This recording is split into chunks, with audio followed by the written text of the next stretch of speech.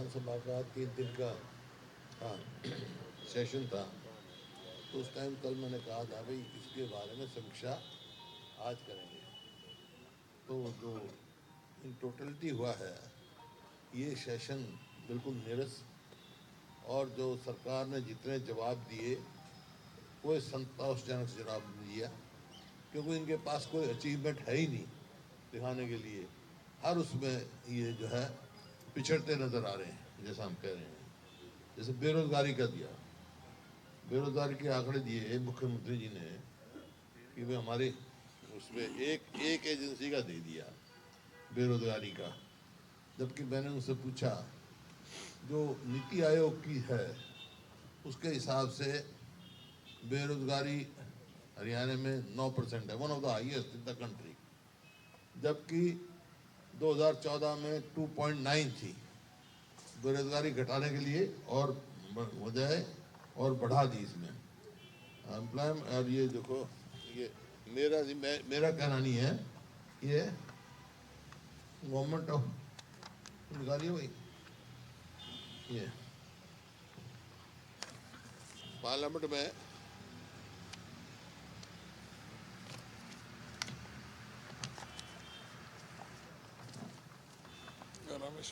दीपेंद्र का सवाल था और उसमें जो जवाब दिया है मिनिस्टर ने, उनके जो रामेश्वर थे स्टेट मिनिस्टर, उसमें ये 9% आया हुआ है। ये लोकसभा का जवाब दिया हुआ, राज्यसभा में सॉरी, जबकि 2012 में 4.3, 2014 में 2.9 और 15-16 से बढ़ती चली गई। 15-16 में 3.3, 16-17 में 5.2, 17-18 में 8.4, 18-19 में 9.3 और ये अब जो है कि 21-22 में 9, ये, जबकि ऑल इंडिया की एवरेज जो है 4.1। तो हाँ, उससे भी फालतू है बेरोजगारी की। ये आपने देखा,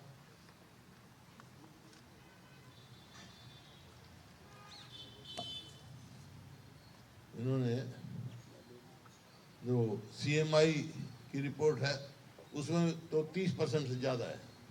मतलब जो प्रदेश प्रति व्यक्ति आय, निवेश, रोजगार देने में, कानून व्यवस्था में, खेल और खिलाड़ियों में नंबर 1 था 2014 में, आज बेरोजगारी में 1 है।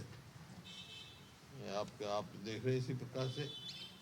और जो इनका मैनिफेस्टो में कहा कि हम तो प्राइवेट नौकरियों में भी 75% जो है जो हरियाणा डोमिसाइल को देंगे।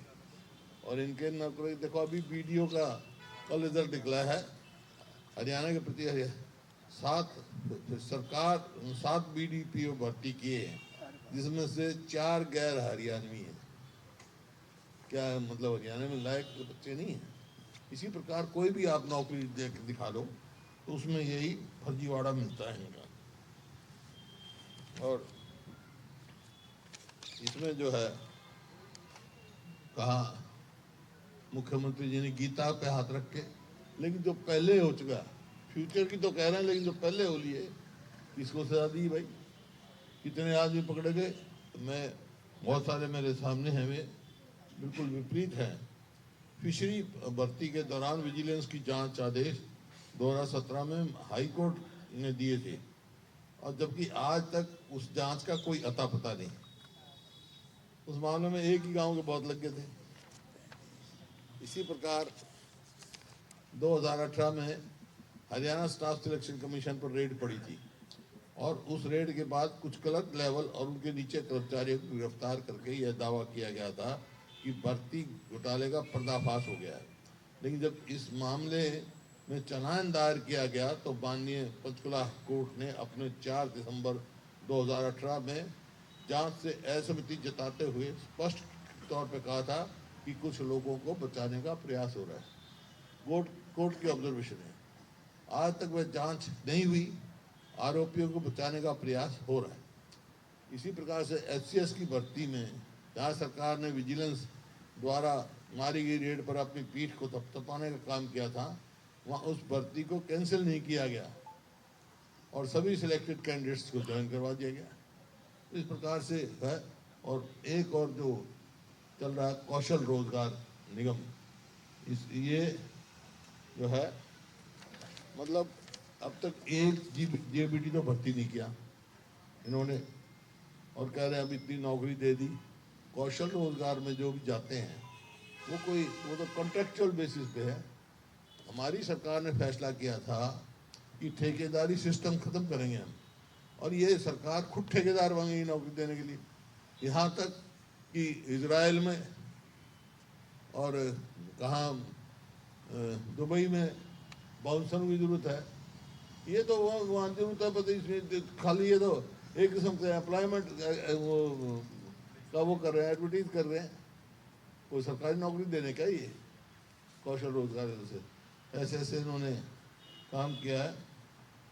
और 2 लाख से ज़्यादा जो नौकरियां हैं, रिक्त स्थान है, वो खाली पड़ी। और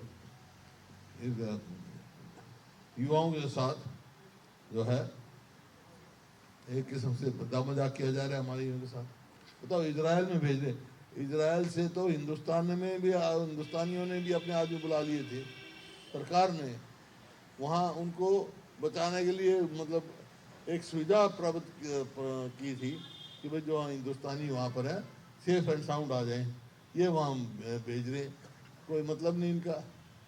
तो ये से ये है। और जो जितनी नौकरी देते हैं खुशहाल कौशल रोजगार में, ना तो उसमें कोई मेरिट है,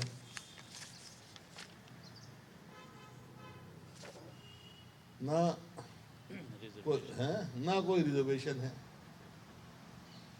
ना पक्की नौकरी है, फिक्स्ड है। और कोई भी एजेंसी एडवर्टाइज करती है हमारे को चाहिए, वो कौशल रोजगार योजना में डाल देते हैं। तो ऐसा तमाशा बना रखा है। फिर बहुत सारा क्लेम किया गया भाई हमने शिक्षा में ये किया वो किया। जो एजुकेशन पॉलिसी है केंद्र की, नेशनल एजुकेशन पॉलिसी, उसमें जीएसडीपी का 8% खर्चा होना, 6% खर्च करना चाहिए, और इन्होंने किया बजट में कुल 2%। स्कूल बंद कर दिए, आधी से ज़्यादा टीचर्स की वैकेंसी खाली पड़ी 50%, और एक जेबीटी भर्ती नहीं किया। हाईकोर्ट जुर्माना करती है, और हाईकोर्ट जुर्माना करती है, और ये खुद मानते भाई हमारी इतनी जगह खाली है। और ये आरबीआई रिपोर्ट के भी मुताबिक भी हरियाणा ने शिक्षा पर खर्च कम किया है, जो करना चाहिए। तो शिक्षा का तो बंटाधार इन्होंने कर दिया। 11.70% कम किया। 11% कम किया इन्होंने। तो एक भी जो है जेबीटी भर्ती नहीं किया इन्होंने। और अब पीजीटी ये भी कौशल रोजगार योजना में दे रहे हैं। मतलब ऐसा है कि ना तो उनकी पेंशन होगी कभी, ना नौकरी पक्की मिलेगी, 2 साल के बाद क्या होगा उनका, ना तनख्वाह पूरी, ना तनख्वाह पूरी। इसी प्रकार से जो हेल्थ के मामले में बहुत इन्होंने क्लेम किया, उसमें सरकारी क्षेत्र में जो है ना जितने मेडिकल कॉलेज हैं, एक एक करके बताता हूँ कि ये कहा था हर जिले में मेडिकल कॉलेज खोलेंगे, वो तो दूर है, कोई खोलने का कोई वो नहीं है। लेकिन रोहतक पीजीआई में 5144 सैंक्शन पोस्ट है, और उसमें से 2385 खाली हैं। ये तो है। इसी प्रकार करनाल में कल्पना चावला मेडिकल कॉलेज में 944 सैंक्शन पोस्ट है, जिसमें से 459 पद खाली हैं। हसन खान मेवाती मेडिकल कॉलेज नल्लड़ में 1062 सैंक्शन पोस्ट है, जिसमें 670 पोस्ट खाली हैं।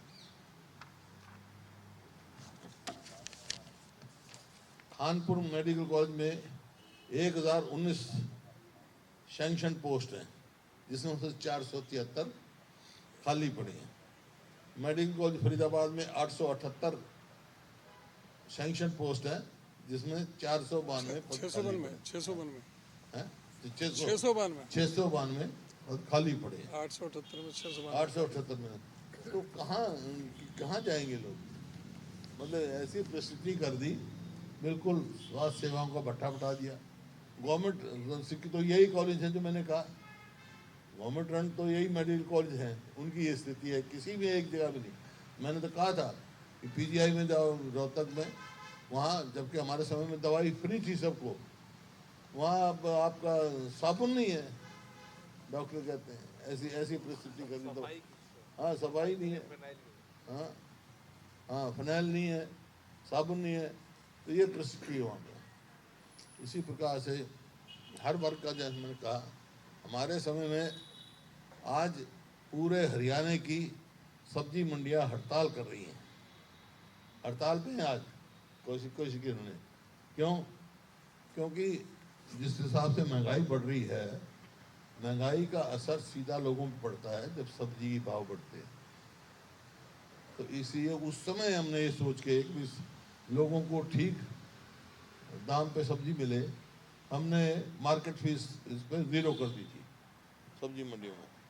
आज इन्होंने मार्केट फीस बढ़ा दी और ये भी कहा 2% लगा दिया। व्यापारी और अफसाई के राजगुल बता महीने दर लेने एक बार इकट्ठा होने के लिए ले लिया, इकट्ठे ही ले लेते हैं, एडवांस में कर रहे हैं भाई हमारे को दो, जितना टैक्स एंटिसिपेटेड है, पहले तो हुआ नहीं। तो मैं तो ये कहना चाहता हूँ कि भाई ये महंगाई बढ़ रही है, आम आदमी को असर करती है। सब्जी मंडियों में कोई मार्केट फीस नहीं होनी चाहिए। हमने पहले भी माफ़ की थी, भाई हमारी सरकार आई तो फिर हम इनको छूट देंगे सब्जी मंडी में। इसी प्रकार जो क्राइम है, क्राइम एनसीआरबी की रिपोर्ट के मुताबिक आप देखेंगे तो महिलाओं की असुरक्षा में टॉप पर है हरियाणा, यहाँ असुरक्षित है।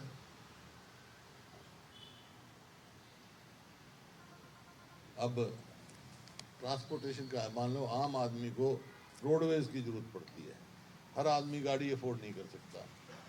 तो इनके समय में मैं बता रहा हूँ, बसें घटी हैं, बढ़नी चाहिए, सुविधा होनी चाहिए। 2014-15 में 4083 बसें थी हमारे पास, जबकि अक्टूबर 2023 में घटकर ये 3119 हो गई, जो कि सैंक्शन बेड़े की संख्या से 1700 बसें कम। 1700 बसें और होनी चाहिए थी, जिस हिसाब से लोड बढ़ता है इसका।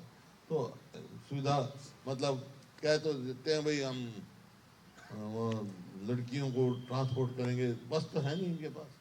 बसों का इस्तेमाल तो जो इनकी यात्रा चल रही है उसमें सरकारी तंत्र का इस्तेमाल कर रहे हैं।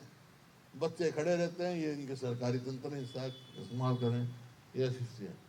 एक फिर फसल बीमा योजना में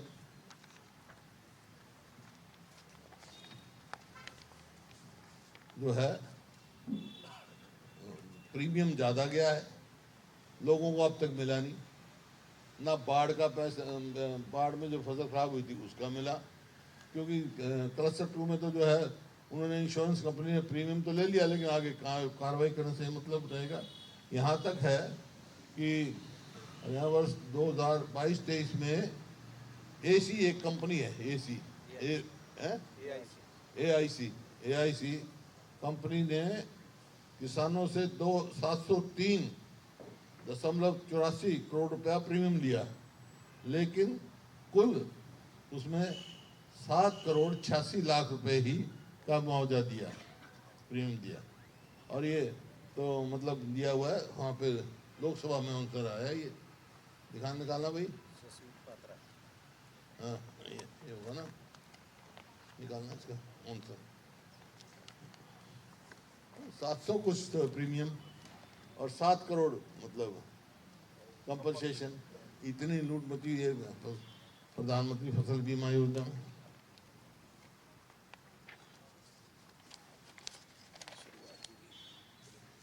है एग्री होता है स्मार्ट इसका जो है ना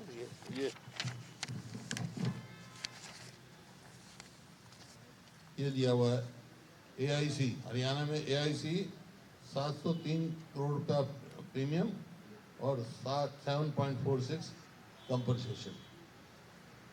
तो मेरा कहने का मतलब कोई भी आप विषय उठा लो इनका दिखाएं। इसी प्रकार से हरियाणा में खिलाड़ियों की दुर्दशा हो रही है, वो कोर्ट में जा रहे हैं, कोर्ट के आदेश के बाद भी उनको नौकरी नहीं लग रही, तो उनका प्राइज मनी नहीं मिल रही। इसी प्रकार से जो चीफ मिनिस्टर की घोषणाएं हैं मुख्यमंत्री जी की, वहाँ घोषणा तो बहुत कर देते हैं। विधानसभा में यही हुआ, हर MLA उठा, उसने यही कहा और जी फलाने सन में वहाँ घोषणा करके आए थे हमारी सड़क की, कोई कह रहा पुल की घोषणा करके आए थे, कोई कह रहा था बस के अड्डे की घोषणा करके आए थे, कोई कह रहा था कॉलेज की घोषणा करके आए थे, कोई नहीं। 2022 ये जो है जनवरी 2022 से लेकर 2023 तक की स्वयं मुख्यमंत्री मनोहर लाल जी की 1770 घोषणाएं कर चुके हैं, लेकिन पूरी कुल 262 हुई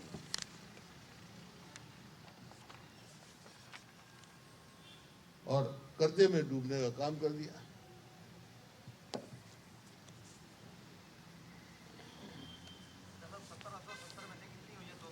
बासठ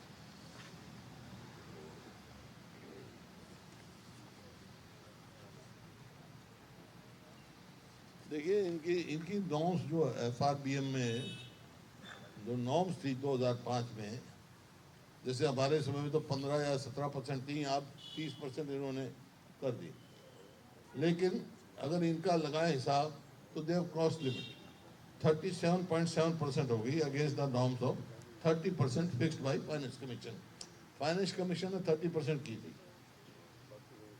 क्योंकि FRBM 2005 में ये लिखा हुआ है state debt must include internal borrowing, मतलब loan raised by the government directly, फिर पब्लिक अकाउंट डिपॉजिट्स, ये स्मॉल सेविंग वगैरह, and government guaranteed loan raised by government companies. According to state debt to GSDP comes to 37.7%. Against the norm of 30%. Against 13% fixed. During the 9 years, the government has placed the state into debt trap, and hence we are likely to face Punjab-like situation. मैं कई दिनों से कह रहा हूँ, लेकिन ये इस बात को मानने की तैयार नहीं है, सही फिगर देते नहीं है। ये तो कहते हैं हम विद इन नॉर्म्स हैं, लेकिन नॉर्म्स को क्रॉस कर चुके हैं। 37% हो गया इनका।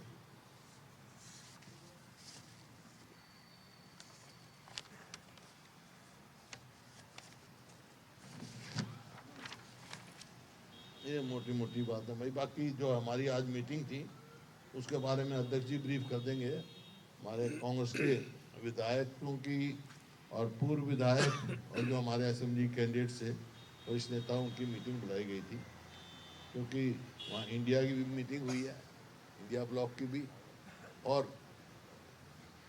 कांग्रेस का 138 साल कंप्लीट हो रहे हैं 28 तारीख को, तो उसके बारे में मीटिंग बुलाई गई थी। अध्यक्ष जी आप ब्रीफ कर दो,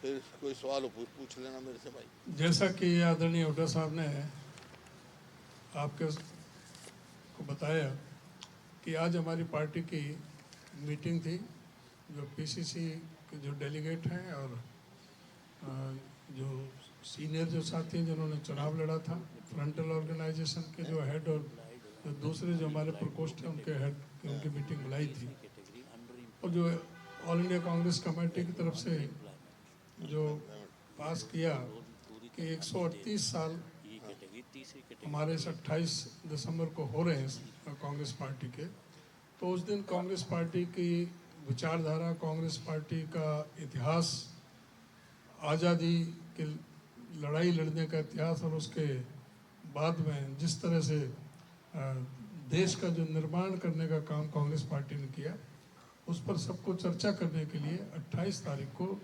सभी बूथ ब्लॉक और जिला में सभी जगह कांग्रेस पार्टी का झंडा 9 बजे तक फहरा करके सारी प्रोग्राम पर चर्चा की जाएगी।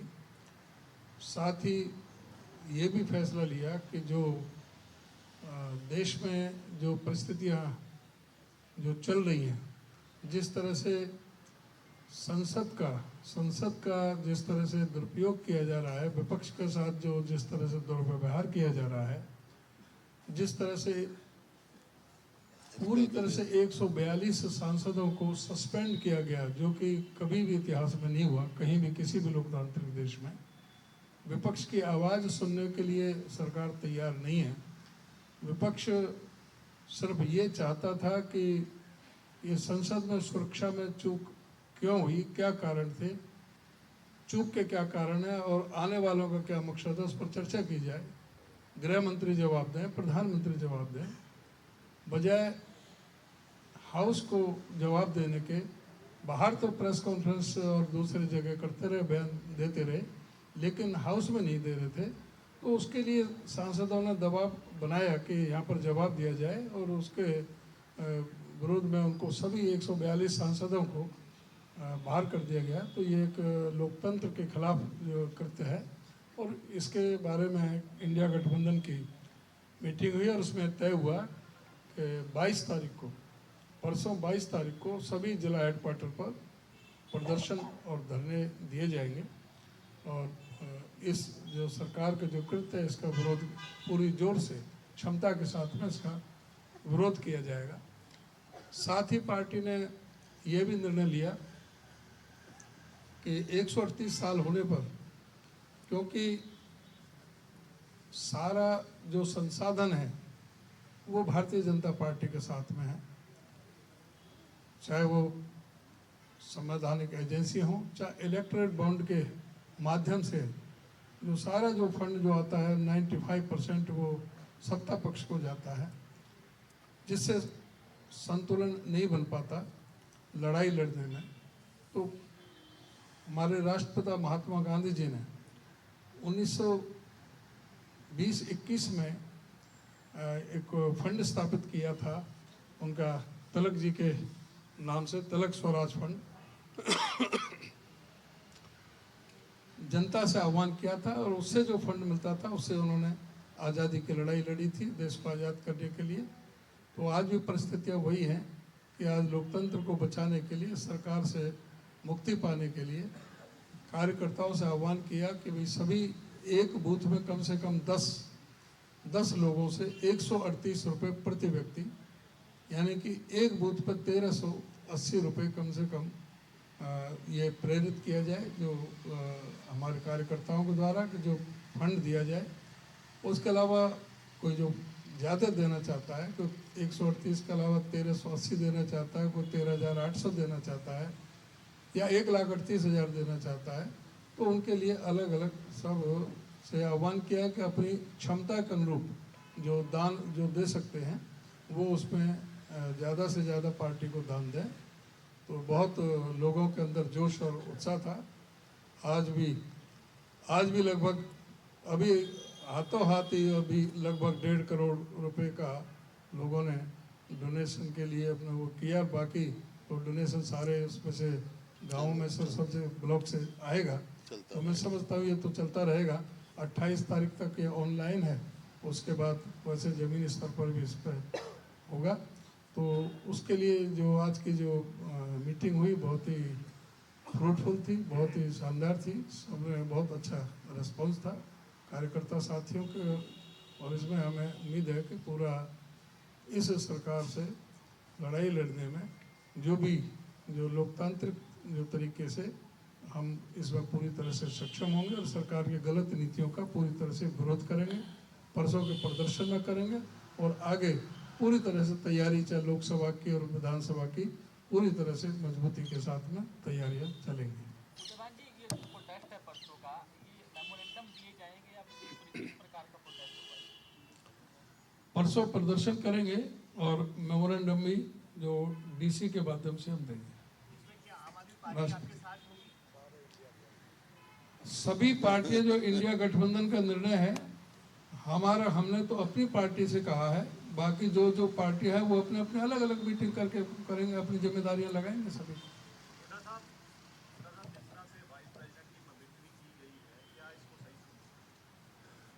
क्या कहा? मिमिक्री। क्या कर दिया? मिमिक्री की है जो भाई, हाँ उसको सही से समझाते हैं। देखिए, काम मेरे को तो पता नहीं किसने की है, किसकी की है, मैं क्या कह सकता हूँ। बनर्जी ने यहाँ यहाँ करिए हो, किसी ने बता दे, नहीं यार किसी को बता दो। मैंने बताया ना, मैं मेरे को क्या नहीं होता। बता दिया जो मैंने, जितना मेरे को पता है मैंने बता दिया। आज ना धनखड़ जी ने अभी उस पर बयान भी दिया है।